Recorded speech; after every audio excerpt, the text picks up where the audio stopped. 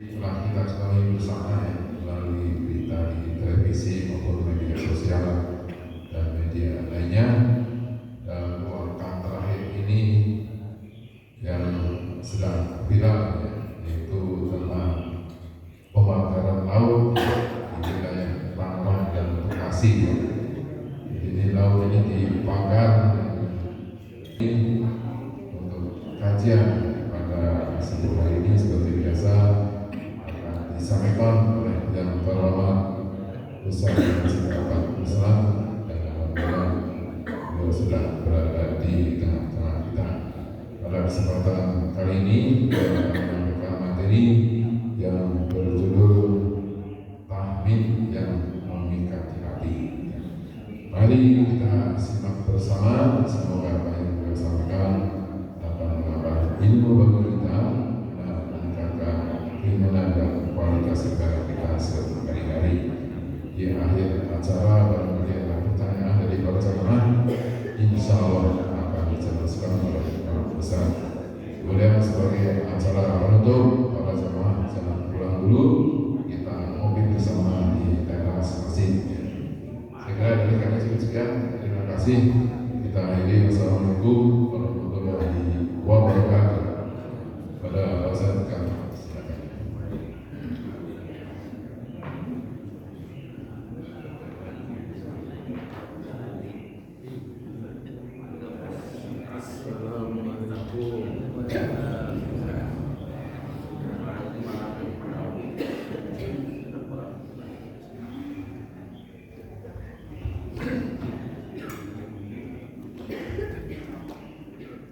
Innal hamdalillah nahmaduhu wa nasta'inuhu wa nastaghfiruh wa na'udzu billahi min shururi anfusina wa sayyiati a'malina may yahdihillahu fala mudilla lahu wa may yudlil fala hadiya lahu asyhadu an la ilaha illallah wahdahu la syarika lahu wa asyhadu anna Muhammadan abduhu wa rasuluh amma ba'd. Qala Allah ta'ala fil Qur'anil azim, a'udzu billahi minasy syaithanir rajim, yuriduna liyutfi'u nurallahi bi afwahihim wallahu mutimmu nurihi walau karihal musyrikun. Segala puji kepunyaan Allah, kita semua memuji kepadanya, memohon pertolongan dan memohon ampunan kepadanya, dan kita semua berlindung kepada Allah dari keburukan jiwa-jiwa kita dan dari kejelekan amal-amal kita. Siapa yang dikehendaki mendapat hidayah oleh Allah, maka tidak ada yang bisa menyesatkannya, dan siapa yang disesatkan oleh Allah, maka tidak ada yang bisa menunjukinya. Hadirin ikhwatul iman, Bapak Ibu jamaah Masjid Nurul Iman rahimakumullah, mudah-mudahan Allah merahmati kita semua. Alhamdulillah, setelah barusan kita selesai melaksanakan sholat subuh secara berjamaah, dilanjutkan dengan tawafil. Mudah-mudahan semua ketaatan kita ini dicatat dan diterima oleh Allah sebagai amal soleh.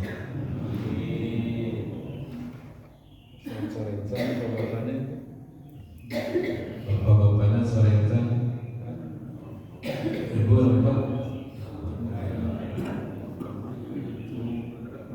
Sebagaimana biasa di tiap Ahad pekan keempat, jadwal saya untuk sharing ilmunya.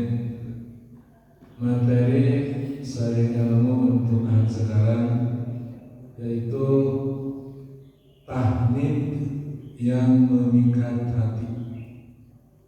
Ada sebuah buku judulnya Renungan Tarik. Renungan Tarik. Di buku Renungan Tarik ada bahasan tahmid yang memikat hati.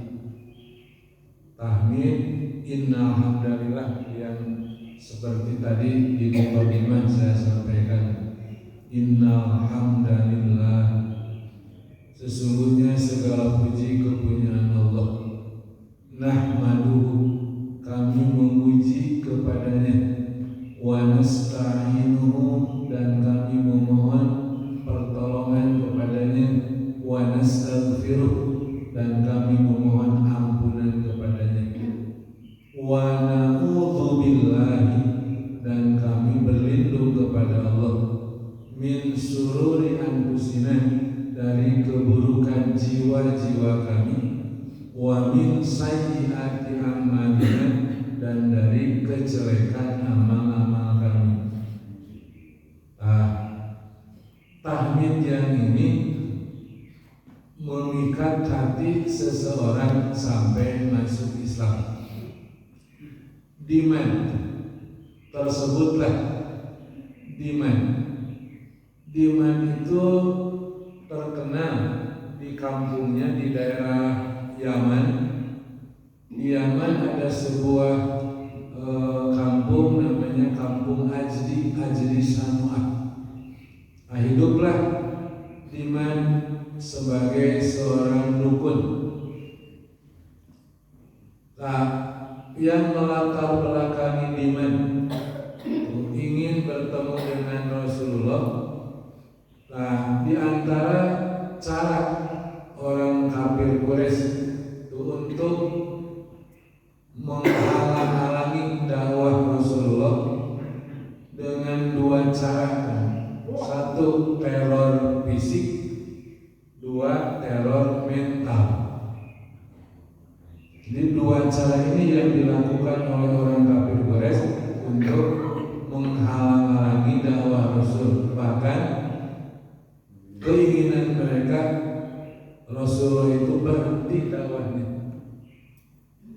Mereka ingin memadamkan cahaya Allah, tapi Allah yutimmu nurihi walau karihal musyrikun.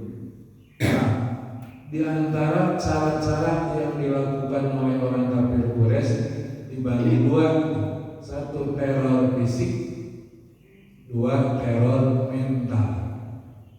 Teror fisik, para sahabat pengikut Rasulullah yang masuk Islam diintimidasi, disiksa, bahkan sampai dibunuh. Tidak lepas kepada Rasulullah sendiri, teror fisik itu ada, cuman tidak seberat kepada para sahabat karena masih ada Abu Thalib, masih ada Bunda Khadijah. Mereka tidak leluasa mengintimidasi fisik Rasulullah selama masih ada Abu Thalib yang disegani. Teror mental diisukan, diberitakan Muhammad Majnun, gila. Harapan mereka dakwah Rasulullah, dakwah Muhammad tidak diterima dari orang Majnun. Maka disebarkanlah berita Muhammad Majnun, dan sampai beritanya ke Yaman. Diman tadi yang tinggal di Ajdi, sampai berita ke Ajdi tentang Majnunnya Rasulullah. Tapi justru buat Diman merasa heran, kenapa orang gila diberitakan seheboh ini? Kan dari dulu juga di Mekah yang Majnun banyak, tapi tidak diberitakan seheboh ini. Justru bagi Diman jadi penasaran, jangan-jangan dia orang hebat. Kan kalau orang biasa mah tidak mesti heboh. Kalau kita rakyat, anak kita meninggal, paling mau heboh hadiahnya.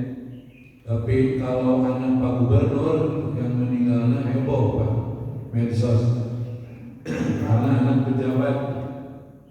Kalau anak kita mah anak rakyat biasa kan.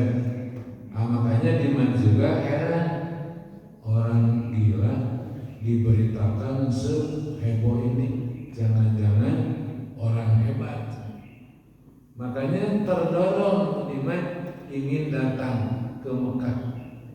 Padahal lumayan, dari Yaman ke Mekah kan 600 kilo. Dari Yaman ke Mekah. Dari Mekah ke Yaman ke arah selatan. Jaraknya kurang lebih 600 kilo. Diman berangkat dari Azdi menuju Mekah, tujuannya satu, ingin mengobati Muhammad yang diberitakan majnun. Jadi niatnya mulia, ingin mengobati. Maka berangkatlah Diman dari Yaman, fokus langsung ingin bertemu dengan Rasulullah. Setelah tanya-tanya akhirnya sampai dan bertemu dengan Rasulullah.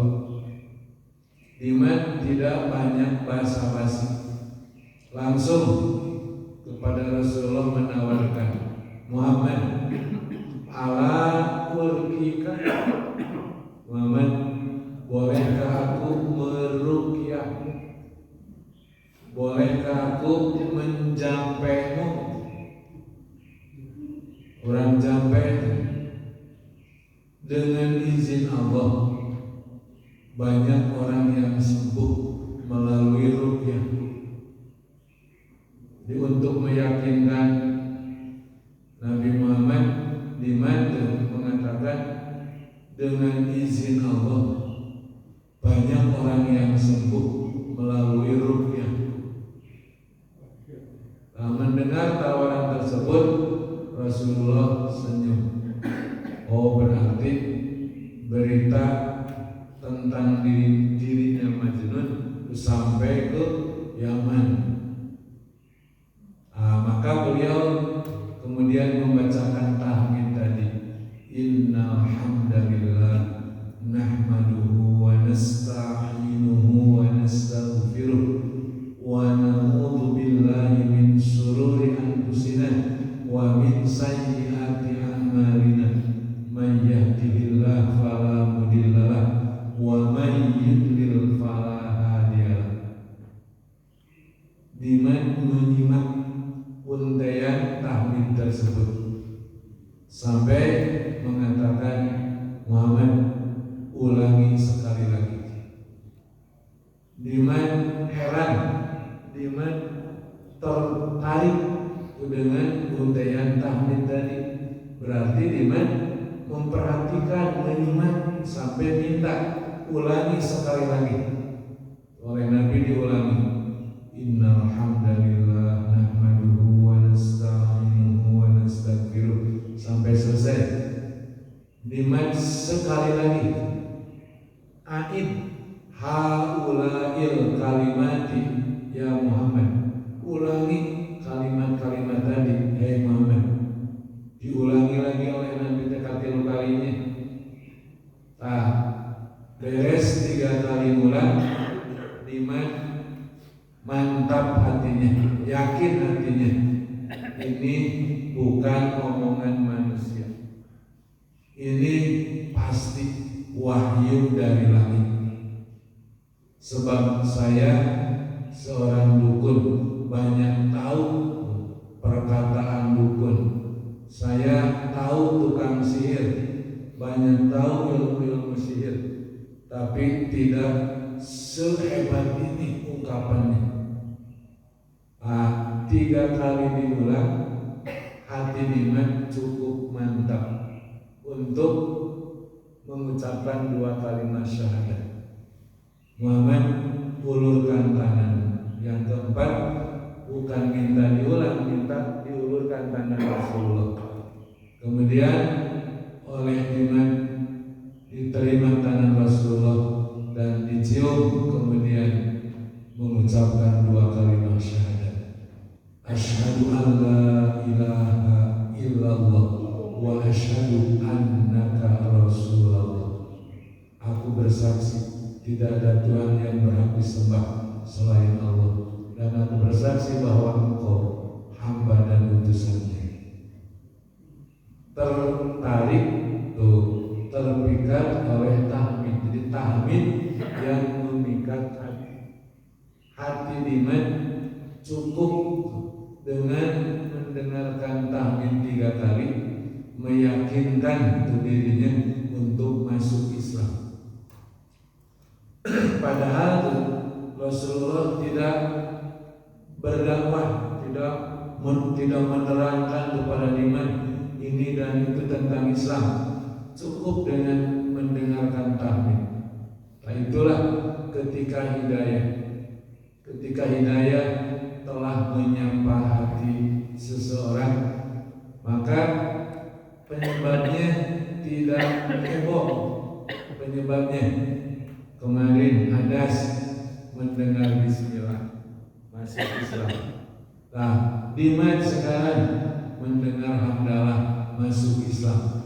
Sementara orang Quraisy yang belasan tahun, 13 tahun oleh Rasulullah didakwahi, hati mereka sudah mengkristal dalam kejahiliahan, sulit untuk mencair. Di kejahiliahan sudah mengkristal di tengah-tengah masyarakat Quraisy, sehingga sulit untuk mencairnya. Dan itulah yang namanya akidah. Di jahiliyah itu akidah, keyakinan meyakini membenarkan sesuatu tidak sesuai dengan yang sebenarnya. Nah, ketika keyakinan dan pembenaran terhadap sesuatu rusak atau salah, maka berimbas nanti kepada ibadah. Ibadah juga tidak akan diterima. Ketika keyakinan dan pembenaran hati seseorang tidak sesuai dengan yang seharusnya, berujung berimbas kepada ibadah tidak akan diterima.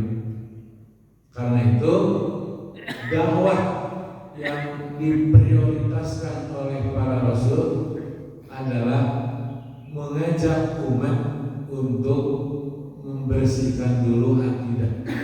13 tahun di Mekah itu akidah yang oleh Rasulullah didakwahkan, tidak dulu ibadah. Periode Madinah baru ibadah setelah akidah beres. Karena akidah ini yang menjadi penentu. Kalau akidah seseorang terkotori oleh syirik, amalnya tidak akan diterima.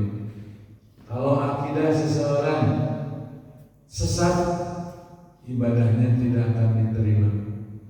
Maka di dalam Al-Quran di surah An-Nahl ayat 36 Allah berfirman, "Walaqad ba'atsna fi kulli ummatin rasulan an i'budullaha wajtanibut taghut." Sungguh kami telah utus untuk tiap-tiap umat seorang rasul.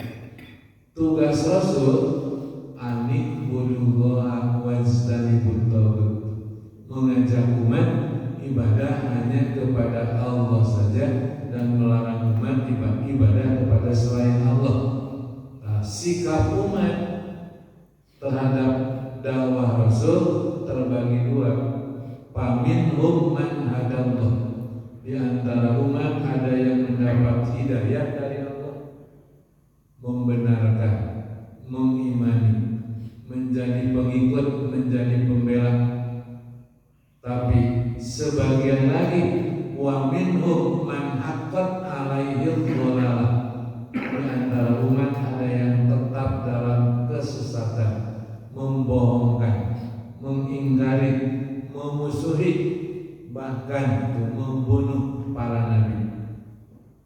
Tadi surah An-Nahl diakhiri dengan ayat dengan kalimat fasiru fil ardi fanduru kaifa kana akibatul mukadzibin. Berjalanlah kalian di muka bumi, kemudian lihat bagaimana kesudahan hidup orang-orang yang mendustakan para utusan Allah. Merupakan sunnatullah. Ini sudah sunnatullah, perjalanan yang diatur oleh Allah. Setiap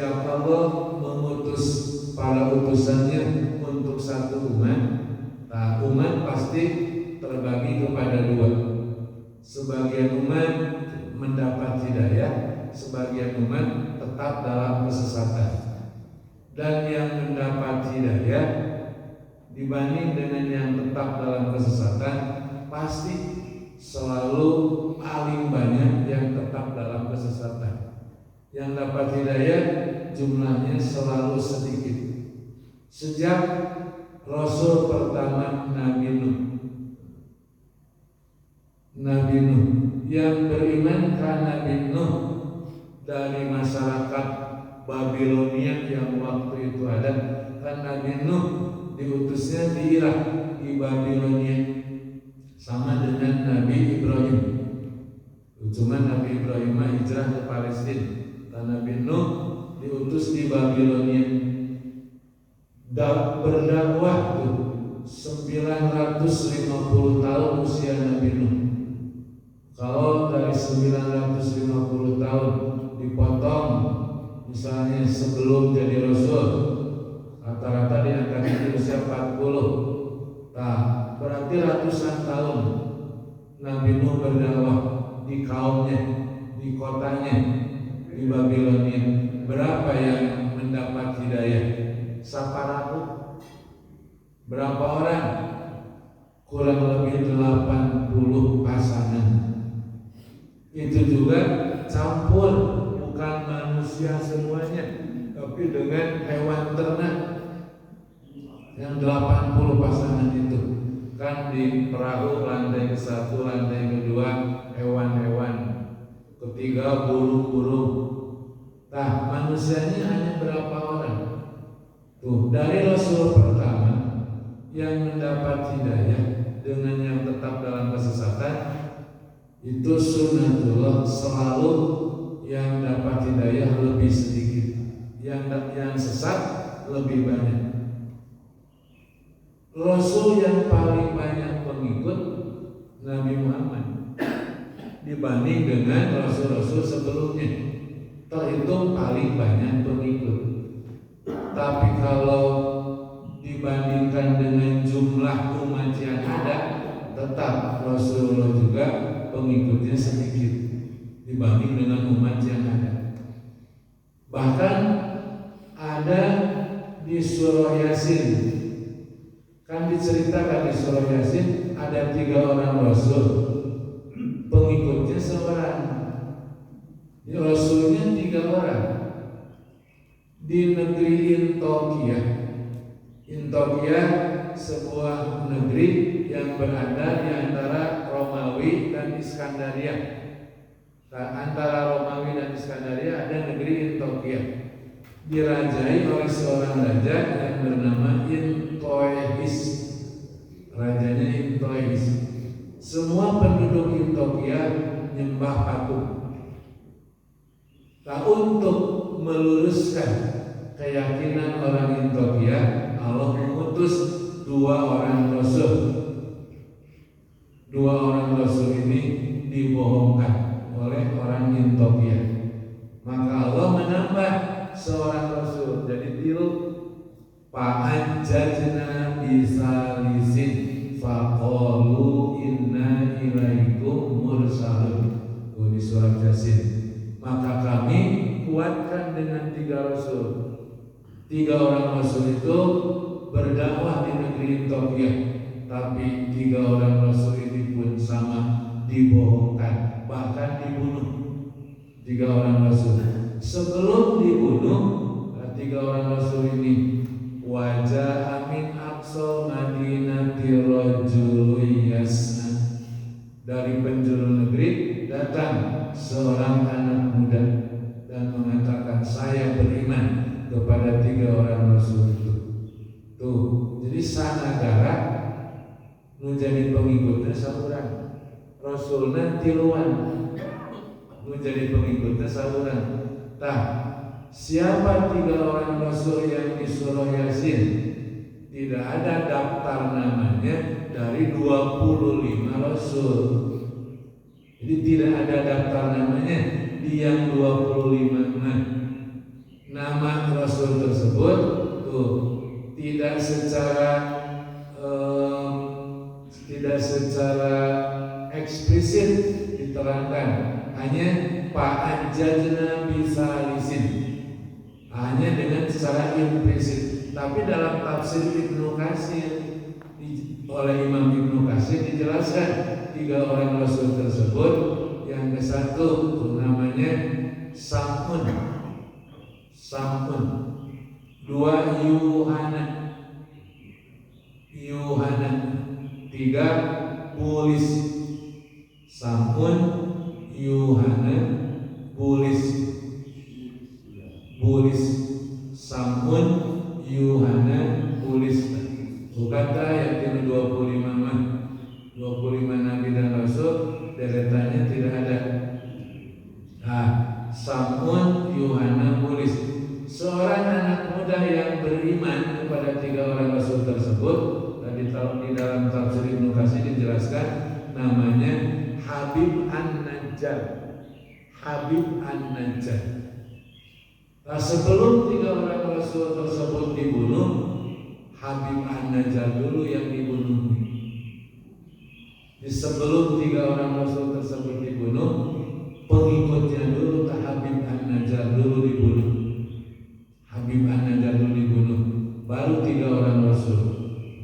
Nah, jadi seperti itulah sejarah sunnatullah. Setiap Allah mengutus Rasul kepada satu umat, sikap umat selalu terbagi 2. Sebagian mendapat hidayah, sebagian tetap dalam kesesatan. Yang mendapat hidayah selalu jumlahnya lebih sedikit. Yang tetap dalam kesesatan bakal selalu lebih banyak. Sekarang juga sama. Apalagi sekarang tidak ada Rasul. Yang ada hanya pewaris Rasul, para ulama. Dan apalagi para ulama di kita sudah jarang. Sudah krisis Indonesia, krisis ulama. Apalagi ulama yang istiqomah, sehingga di Indonesia ini ibarat hutan yang sudah tidak ada raja hutan. Kalau hutan tidak ada raja hutan, maka yang datang ke hutan, yang merusak hutan banyak. Nah, Indonesia ibarat hutan yang tidak ada raja hutan. Raja hutan harimau. Indonesia ibarat hutan yang tidak ada raja. Kalau hutan rajanya harimau, kalau Indonesia rajanya itu ulama. Dulu di Indonesia ada terkenal dengan 3 singa Asia. Ketika ada Ahmad Hasan, Ahmad Dahlan, Kiai Haji Ahmad Hasan, Kiai Haji Ahmad Dahlan, Kiai Haji Ahmad Surgati, terkenal 3 macan Asia. Ini ditakuti oleh Amerika sekalipun.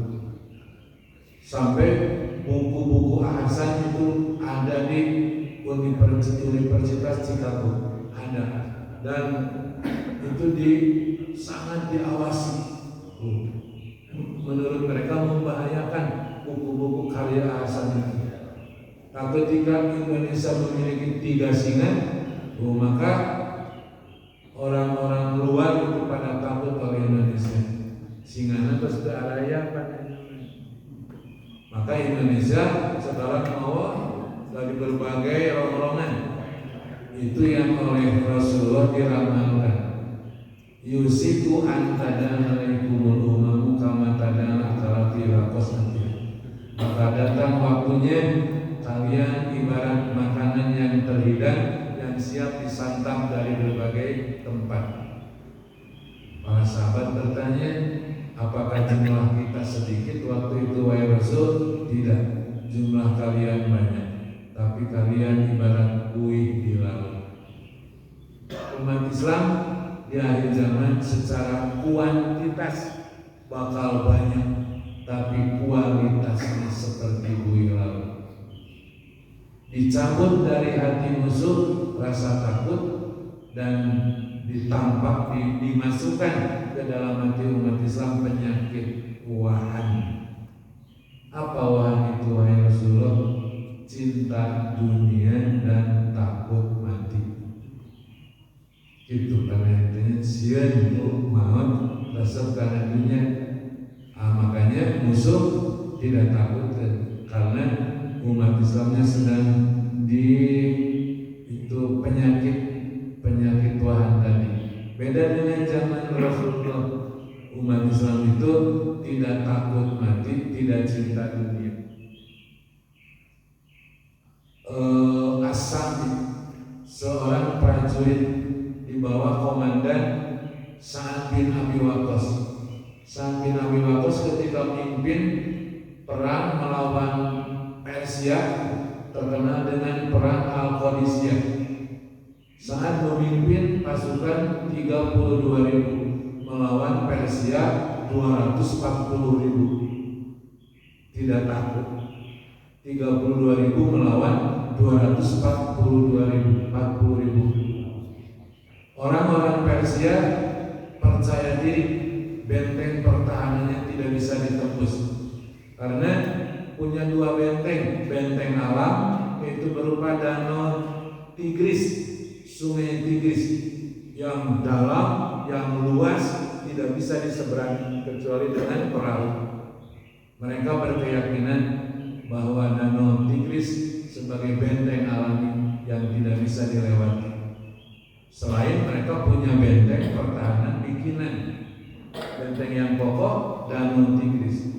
Ternyata Allah memudahkan bagi Sa'ad bin Abi Waqqas begitu masuk, begitu menghadapi benteng yang dianggap benteng oleh orang-orang Persia, danau Tigris. Saat berdoa kepada Allah, minta petunjuk harus bagaimana melewati danau tersebut yang tidak ada perahu, tidak ada penyeberangan.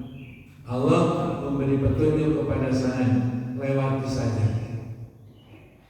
Maka kuda-kuda lewat ke danau tersebut tanpa tenggelam. Tuh, orang prajurit melewati air yang deras, yang dalam, luas, tapi tidak tenggelam, seolah-olah berjalan di daratan. Sampai orang Persia heran, akhirnya takut. Jarak kuat, gampang dijeruk dicair, sarati itu. Alim ini diutus oleh Sa'ad temui panglima tertinggi Persia, Rustum sebagai jenderal tertinggi di Persia yang dijagokan oleh rajanya, tuh didatangi oleh Ribni, itu bawahan Sa'ad bin Abi Waqqas. Tenaknya saja, tenak Rustum dihiasi dengan permadani, dengan emas perhiasan. Ribni dijebak dengan harta kekayaan, Ribni tidak terjebak. Jadi begitu masuk dicegal oleh para tentara, Ribni, saya ingin bertemu dengan jenderal kalian. Kuda, tombak tidak dilepas, masuk ke kemah Jenderal Rustum. Permadani dirusak dengan tombaknya, sampai pada marah. Dan Rustum jadi heran, kenapa kalian tidak takut mati? Apa yang mendorong kalian? Karena dijanjikan surga seolah. Jadi tesir mawar dan surga buruan. Apa tujuan kalian datang ke sini dan apa pangkat kalian? Jenderal saya Sa'ad bin Abi Waqqas. Saya hanya anak buah. Saya disuruh oleh jenderal untuk menyampaikan 3 pesan. Kalian masuk Islam. Yang ke satu, yang kedua, bayar jizyah, bayar pajak, atau yang ketiga perang. Kalau tidak mau masuk Islam, bayar pajak, tidak mau juga bayar pajak, perang. Rustum selama ini melawan pasukan Romawi, belum pernah ada yang berani untuk berhadapan dengan Rustum. Jenderal Romawi sekalipun yang terkenal, Romawi kan sama negara terkuat waktu itu, tapi pasukan Islam berani menghadap ke Rustum. jenderal tertinggi di Persia. Jadi kaget harus, apa yang membawa kalian datang ke sini? 3. Pas ditawari 3, saya harus berpikir dulu dan harus konsolidasi dulu dengan yang lain. Berapa hari? 3 hari. Oleh Rini diberi waktu 3 hari. Tidak bisa 3 hari, tidak mungkin untuk mensosialisasikan sebulan. Tidak bisa 3 hari. Kalau tidak mau 3 hari berarti perang. Akhirnya tidak bisa mengelola apa-apa, perang. Terjadilah perang Al-Qadisiyah. Tuh. Pasukan 240.000 dengan 32.000 kalah yang 240.000. Karena kaum muslimin tadi tidak takut mati. Kenapa tidak takut mati? Karena surga jaminannya. Kenapa mesti takut kalau jaminannya surga? Lain nama kabarita itu surga syariat nama di musuh-musuh rasa sebut yang syariat nama. Nah, oleh sebab itu kita kembali ke sirah tadi. Jadi kejayaan Islam di zaman Rasulullah, di zaman para sahabat nanti bakal terjadi lagi di akhir zaman, di fase kelima. Sekarang kita fase keempat dan insya Allah fase kelima akhir zaman. Allah entah kapan fase keempat ini berakhir, tapi yang jelas di fase keempat ini fase penuh dengan ujian, dengan fitnah. Dajjal belum muncul, berarti masih lama fase keempat ini. Ujiannya belum seberat yang digambarkan di dalam hadis. Hadirin ikhwat iman, Bapak Ibu jamaah muslimin iman, itulah materi kami untuk subuh hari ini. Jadi sahabat yang bernama Diman yang asalnya dukun masuk Islam, tertarik, terpikat oleh bacaan tahmid yang dibaca oleh Rasulullah, memikat hati Diman dan mendorong dirinya, menguatkan hatinya untuk mengucapkan 2 kalimat syahadat, sehingga Diman jadi sahabat Rasulullah yang soleh setelah sebelumnya dukun dulu Diman. Itulah yang bisa saya sampaikan. Mudah-mudahan ada ibrah